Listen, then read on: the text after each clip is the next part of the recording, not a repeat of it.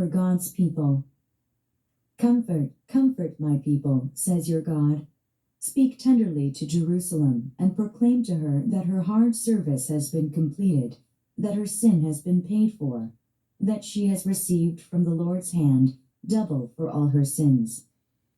A voice of one calling, in the desert prepare the way for the Lord, make straight in the wilderness a highway for our God.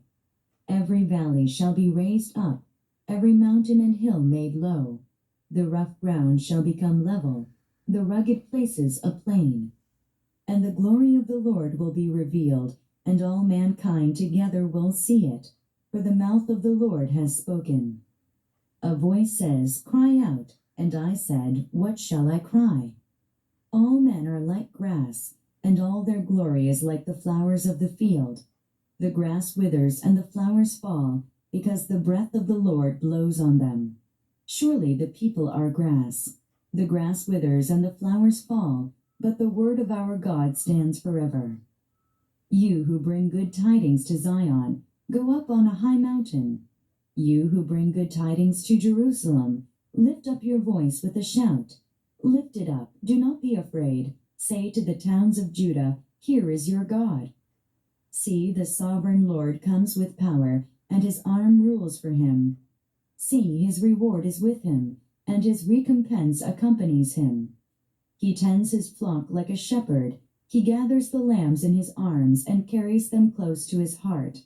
He gently leads those that have young. Who has measured the waters in the hollow of his hand, or with the breadth of his hand marked off the heavens? Who has held the dust of the earth in a basket, or weighed the mountains on the scales and the hills in a balance?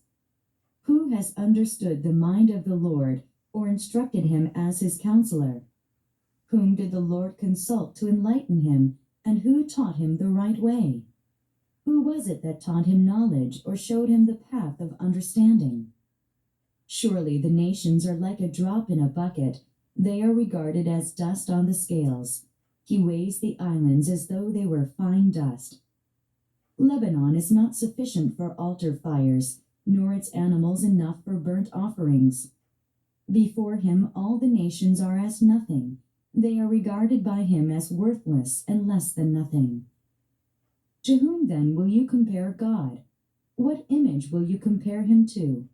As for an idol, a craftsman casts it, and a goldsmith overlays it with gold and fashions silver chains for it. A man too poor to present such an offering selects wood that will not rot. He looks for a skilled craftsman to set up an idol that will not topple. Do you not know? Have you not heard? Has it not been told you from the beginning? Have you not understood since the earth was founded? He sits enthroned above the circle of the earth, and its people are like grasshoppers. He stretches out the heavens like a canopy, and spreads them out like a tent to live in. He brings princes to naught, and reduces the rulers of this world to nothing. No sooner are they planted, no sooner are they sown, no sooner do they take root in the ground, than he blows on them and they wither, and a whirlwind sweeps them away like chaff. To whom will you compare me, or who is my equal, says the Holy One? Lift your eyes and look to the heavens. Who created all these? He who brings out the starry host one by one, and calls them each by name. Because of his great power and mighty strength, not one of them is missing. Why do you say, O Jacob, and complain, O Israel, my way is hidden from the Lord, my cause is disregarded by my God? Do you not know? Have you not heard? The Lord is the everlasting God, the creator of the ends of the earth.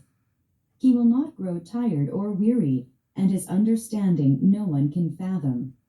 He gives strength to the weary and increases the power of the weak. Even youths grow tired and weary, and young men stumble and fall.